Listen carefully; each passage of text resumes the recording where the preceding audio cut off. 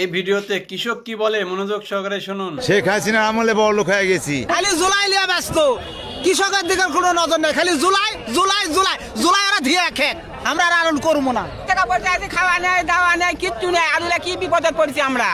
আলু বিক্রি করতে পারেন নাই? না বসে আছে, হয়তো বসে আছে, এক বিক্রি হচ্ছে না। 100 টাকা মন কয়, এই যে এগুলো বস্তা 100 টাকা মন কয়, দেখি দেখি আলু একটু দেখি। 100 টাকা মন কয়, 100 টাকা আলুর সাইজ 100 টাকা মন কয়। এত দাম কম বললে কেন এত দাম? কেন কি কম? করবো আমরা? ফারের দাম না, ফারের দাম না, ভ্যানের খরচই হচ্ছে না। ভ্যানটা দিলে আসছি আমরা, ভ্যানের খরচই উঠতেছে না।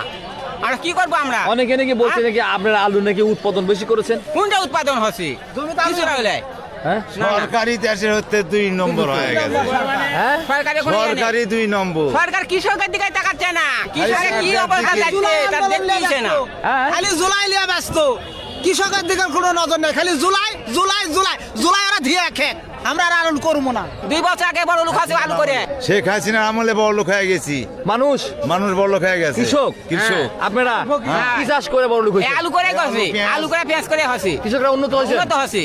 এই 2 বছর থেকে কৃষক যাচ্ছে ধ্বংসের দিকে যাচ্ছে।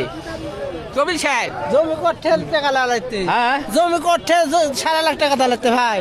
জমি করছে। হ্যাঁ, গরু কথা লাগতেছে। গরু বেচা লাগতে নাহলে জমি জমি হয় করতে লাগতে নাহলে জমি গরু বেচা লাগতে নাহলে বড় কিছু করা লাগবে, তাহলে কেন টাকা দেওয়া যাবে। সারে আর জমি চাষে, সারে আর জমি চাষ, জমি চাষেরই একজনে 20,000 25,000 টাকা হলো জমি চাষের খরচ।